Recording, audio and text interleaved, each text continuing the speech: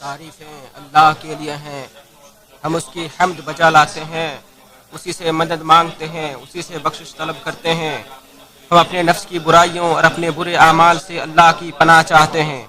جس شخص کو اللہ ہدایت دے اسے کوئی گمراہ کرنے والا نہیں، اور جسے وہ گمراہ کر دے اسے کوئی ہدایت دینے والا نہیں۔ میں گواہی دیتا ہوں کہ اللہ کے سوا کوئی معبود سچا معبود نہیں، وہ تنہا ہے، اس کا کوئی شریک نہیں۔ اور میں گواہی دیتا ہوں کہ ہمارے نبی محمد اس کے بندے اور رسول ہیں۔ بہت زیادہ درود و سلام نازل ہوں ان پر، ان کی آل اور اصحاب پر۔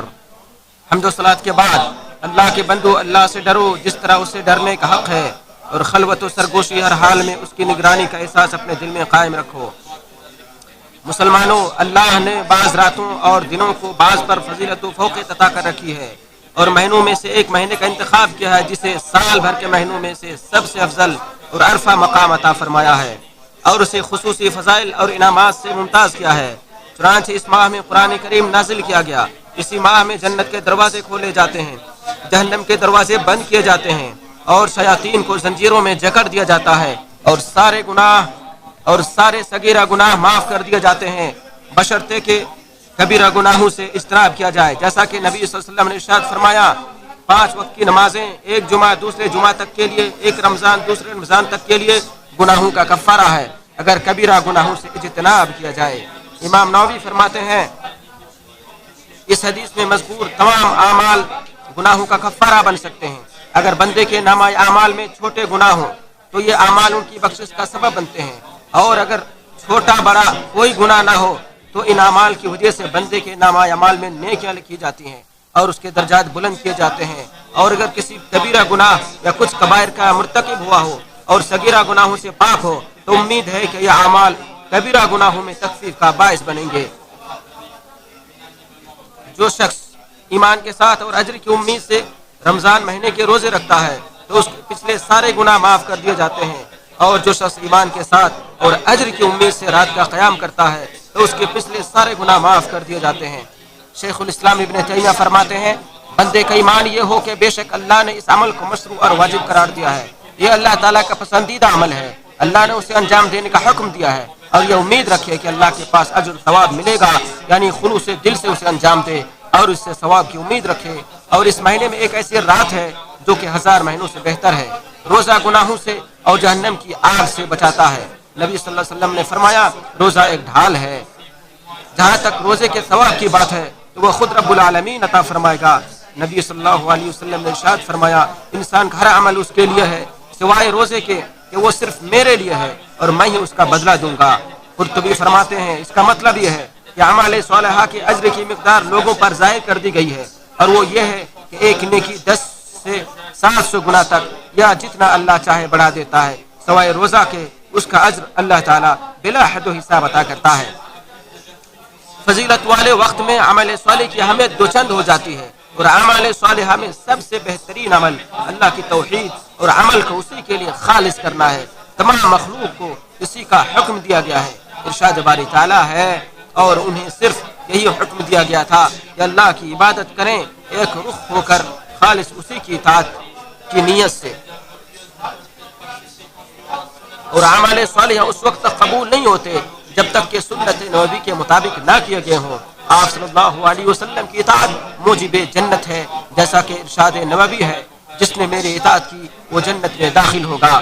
نماز دین کا ستون ہے، اور اللہ نے اپنوں پر یہ عہد لے رکھا ہے کہ جو بھی اس پر مواظبت و پابندی برتے گا وہ جنت میں داخل ہوگا۔ آپ صلی اللہ علیہ وسلم نے ارشاد فرمایا، اللہ نے اپنے بندوں پر 5 نمازیں فرض کی ہیں، جو انہیں ادا کرے گا اور ان میں سے کسی کو ہلکا سمجھتے ہوئے ظاہر نہیں کرے گا تو اللہ کا اس سے پختہ عہد ہے کہ وہ اسے جنت میں داخل کرے گا۔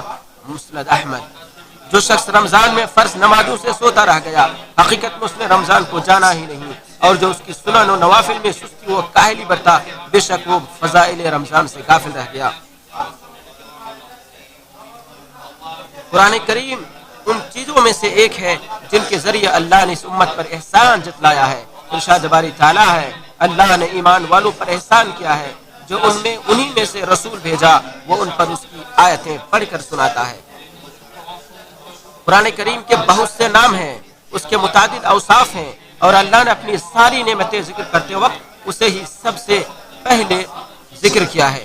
ارشاد باری تعالیٰ ہے الرحمن علم القرآن، رحمان ہی نے قرآن سکھایا، اس کی تلاوت ایمان بڑھاتی ہے، اس کی آیتوں نے بڑے بڑوں کو رلایا ہے۔ اللہ نے اس کی تلاوت کرنے والوں اور اس پر عمل کرنے والوں کی تعریف فرمائی ہے اور انہیں زیادہ عطا کرنے اور پورا بدلہ دینے کا وعدہ کیا ہے۔ ارشاد باری تعالیٰ ہے جو لوگ کتاب اللہ کی تلاوت کرتے ہیں اور نماز کی پابندی رکھتے ہیں اور جو کچھ ہم نے ان کو عطا کیا اس میں پوشیدہ اور اعلانیہ خرچ کرتے ہیں، وہ ایسی تجارت کے امیدوار ہیں جو کبھی خسارے میں نہ ہوگی، تاکہ ان کی اجرتیں پوری دے اور ان کو اپنے فضل سے زیادہ نوازے۔ قرآن کی تلاوت جس وقت سب سے افضل ہے وہ وہی مہینہ ہے جس میں یہ نازل ہوا ہے۔ ابن عباس فرماتے ہیں رسول اللہ صلی اللہ علیہ وسلم سب سے زیادہ سخی تھے اور ماہ رمضان میں آپ صلی اللہ علیہ وسلم سے جبریل کی ملاقات ہوتی تو آپ کی سخاوت اور بڑھ جایا کرتی تھی۔ جبریل علیہ السلام رمضان کی ہر رات میں آپ سے ملاقات کے لیے تشریف لاتے اور آپ کے ساتھ قرآن مجید کا دور کرتے۔ متفق علیہ۔ ابن حجر نے فرمایا اس حدیث میں مذکورہ امور یعنی وقت نزول جو نازل کیا گیا یعنی قرآن کریم، نازل ہونے والا یعنی جبریل امین اور مذاکرہ کی وجہ سے مزید آپ کے اندر جود و سخا پیدا ہو جاتی ہے۔ لوگوں میں سب سے خوش نصیب اور سعادت مند انسان وہ ہے جو اللہ کی کتاب سے قریب ہو۔ جس کا دل قرآن کے استفادے سے محروم ہو جائے تو وہ پھر کسی اور خیر چیز سے ہدایت نہیں پا سکتا۔ ارشاد باری تعالیٰ ہے پھر اللہ اور اس کی آیات کے بعد وہ کس بات پر ایمان لائیں گے؟ رات کا قیام اہل جنت کی صفات میں سے ہے۔ ارشاد باری تعالیٰ ہے وہ رات کے بہت تھوڑے حصے میں سوتے تھے اور فرض نماز کے بعد سب سے افضل نماز رات کی نماز ہے، لہذا تراویح کی نماز کا اہتمام کرے یہاں تک کہ امام نماز سے فارغ ہو جائے تاکہ آپ رحمت الہی کے جھونکوں سے لطف اندوز ہو سکیں۔ ارشاد نبوی ہے جو شخص امام کے ساتھ قیام کرے یہاں تک کہ وہ نماز سے فارغ ہو جائے تو اس کے لیے پوری رات کا قیام لکھا جاتا ہے۔ امام ترمذی۔ دعا ایسی طاقت ہے جو آسمانوں کے سینوں کو چیر کر رب تک پہنچ جاتی ہے اور اس کو کوئی روکنے والا نہیں ہوتا۔ ارشاد باری تعالیٰ ہے مجھے پکارو میں تمہاری دعا قبول کروں گا۔ غافر۔ اللہ کے دونوں ہاتھ کھلے ہوئے ہیں، دن خرچ کرتے رہتے ہیں اور اس کے خزانے بھرے ہوئے ہیں۔ نبی صلی اللہ علیہ وسلم نے ارشاد فرمایا اللہ کے دونوں ہاتھ بھرے ہوئے ہیں، خرچ کرنے سے ان میں کمی نہیں آتی ہے، وہ دن رات خرچ کرتے رہتے ہیں۔ متفق علیہ۔ لہذا اس رب کریم سے ہدایت، نیک اولاد، سعادت و کامیابی، رزق حلال، جنت اور دنیا و آخرت کے خیر میں سے جو مانگنا ہو مانگیں اور جس چیز کی تمنا ہے آپ کو وہ اپنے رب سے مانگے، وہ چیز انشاءاللہ حاصل ہوگی۔ میں پکارنے والے کی پکار کا جواب دیتا ہوں جب وہ مجھے پکارتا ہے۔ بقرہ۔ صدقہ یہ ایمان کی دلیل ہے اور سب سے افضل صدقہ وہ ہے جو ماہ رمضان میں کیا جائے اور اللہ کی راہ میں خرچ کرنا تو خود اپنے لیے ہی بہتر ہے۔ ارشاد باری تعالیٰ ہے اور خرچ کرو یہ تمہارے لیے ہی بہتر ہے۔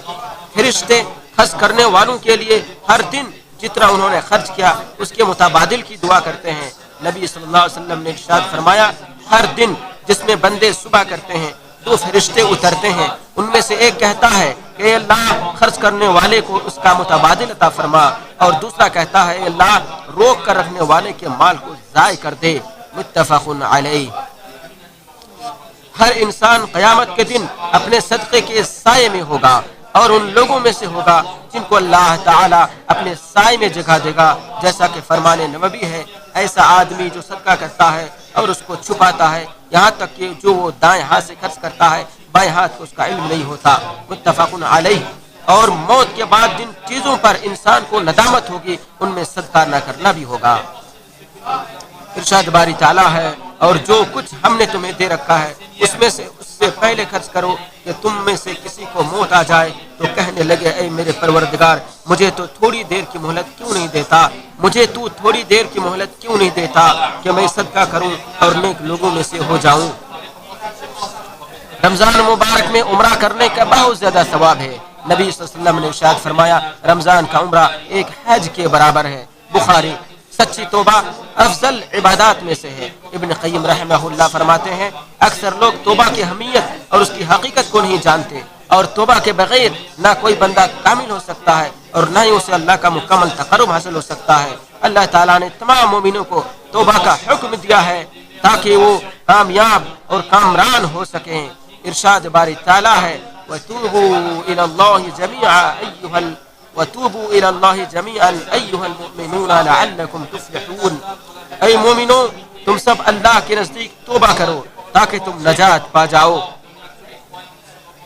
اللہ تبارک و تعالیٰ نے اپنے آپ کو تواب یعنی بڑا توبہ قبول کرنے والا کے نام سے موسوم فرمایا ہے تاکہ بندے اس کی طرف متوجہ ہوں، اور جو شخص توبہ کے ساتھ اللہ کی طرف متوجہ ہوتا ہے اللہ اس سے خوش ہوتا ہے، اسے پناہ دیتا ہے اور اس کے گناہوں کو نیکیوں سے بدل دیتا ہے۔ بندہ کی زندگی کا سب سے بہترین دن وہ دن ہوتا ہے جس دن وہ اللہ کے پاس توبہ کرتا ہے۔ جب اللہ تعالیٰ نے کعب بن مالک کی توبہ قبول کی تھی، اس وقت نبی صلی اللہ علیہ وسلم نے ان سے فرمایا تھا ماں کے پیٹ سے جنم لینے کے وقت سے اب تک جو سب سے بہترین دن تم پر گزرا ہے تمہیں اس دن کی خوشخبری قبول ہو۔ بخاری و مسلم۔ استغفار گناہوں کو مٹاتا ہے اور عذاب سے نجات دلاتا ہے۔ ارشاد باری تعالیٰ ہے اور اللہ ان کو عذاب نہ دے گا اس حالت میں کہ وہ استغفار بھی کرتے ہوں۔ استغفار درجات کو بلند کرتا ہے، خوب بارش برساتا ہے، مال و اولاد اور فلوں میں اضافہ کرتا ہے، نہریں جاری کرتا ہے اور رحمت کے نزول کا سبب بنتا ہے۔ ارشاد باری تعالیٰ ہے تم اللہ تعالیٰ سے استغفار کیوں نہیں کرتے تاکہ تم پر رحم کیا جائے؟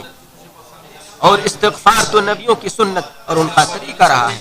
نبی صلی اللہ علیہ وسلم نے فرمایا بے شک میں دن میں 100 مرتبہ اللہ سے استغفار کرتا ہوں۔ مسلم۔ عورت کو بھی وہی عبادات کرنے کا حکم دیا گیا ہے جن کے کرنے کا حکم مردوں کو دیا گیا ہے، جیسے قرآن کی تلاوت کرنا، صدقہ کرنا، دعا کرنا، استغفار کرنا، توبہ کرنا اور قیام اللیل کرنا۔ البتہ عورت کے لیے اس کے گھر میں نماز ادا کرنا مسجد میں نماز ادا کرنے سے بہتر ہے۔ نبی صلی اللہ علیہ وسلم نے فرمایا ان کے گھر ان کے لیے بہتر ہیں۔ احمد۔ مسلمانوں، اسلام میں روزہ ایک عظیم عبادت ہے۔ ابو امامہ رضی اللہ عنہ فرماتے ہیں میں رسول اللہ صلی اللہ علیہ وسلم کے پاس آیا اور آپ سے عرض کیا کہ مجھے کوئی ایسا حکم دیجئے جس سے میں آپ سے براہ راست اخذ کروں، تو آپ نے فرمایا اپنے اوپر روزہ لازم کر لو کیونکہ اس کے برابر کوئی چیز نہیں ہے۔ اس عبادت کے اثر کی بو اللہ کے نزدیک کستوروں کی خوشبو سے بھی زیادہ پسندیدہ اور پاکیزہ ہے۔ نبی صلی اللہ علیہ وسلم نے فرمایا روزہ دار کے منہ کی بو اللہ کے نزدیک کستوروں کی خوشبو سے بھی زیادہ پسندیدہ اور پاکیزہ ہے۔ بخاری و مسلم۔ اور سنو، ماہ رمضان کے ایام ختم ہونے جا رہے ہیں اور عقل مند وہ ہے جو ان سے فائدہ اٹھائے۔ زندگی تو بس چند سانسوں اور محدود وقتوں کے سوا کچھ نہیں، اور یہ ایام اور یہ دن ان میعاد تک پہنچنے کی سواریاں ہیں۔ اس لیے عمل کریں، اللہ سے امیدیں رکھیں اور بشارت قبول کریں۔ اور وہ شخص گھاٹے میں ہے جو منہ پھیر لیا یا اللہ کی اطاعت کے علاوہ دوسری چیزوں میں مشغول رہا، اور محروم در حقیقت وہ ہے جو رمضان میں خیر و بھلائی سے محروم رہا۔ اعتبار کمال اختتام کا ہوتا ہے، نہ کہ ابتدا کے نقص و کمی کا، اور اعمال کا اعتبار حسن خاتمہ پر ہے۔ اعوذ باللہ من الشیطان الرجیم۔ یا ایھا الذین آمنوا ارکعوا واسجدوا واعبدوا ربکم وافعلوا الخیر لعلکم تفلحون۔ اے ایمان والو، اللہ رکوع سجدہ کرتے رہو، اپنے پروردگار کی بات میں لگے رہو اور نیک کام کرتے رہو تاکہ تم کامیاب ہو جاؤ۔ اللہ میرے اور آپ کے لیے قرآن مجید کو بابرکت بنائے۔ میں اپنے لیے اور آپ سب کے لیے مغفرت کی دعا کرتا ہوں، آپ بھی مغفرت کی دعا کریں۔ اللہ نہایت بخشنے والا ہے۔ تعریفیں اللہ کے لیے ہیں اس کے احسانات پر، اور ہر طرح کا شکر ہے اس کی توفیق اور انعامات پر۔ میں اللہ کی عظمت شان کا اعتراف کرتے ہوئے گواہی دیتا ہوں کہ اس کے علاوہ کوئی معبود برحق نہیں، وہ تنہا ہے، اس کا کوئی شریک نہیں۔ اور میں گواہی دیتا ہوں کہ محمد صلی اللہ علیہ وسلم اس کے بندے اور رسول ہیں۔ بے شمار درود و سلام نازل ہو ان پر، ان کی آل اور ان کے صحابہ کرام پر۔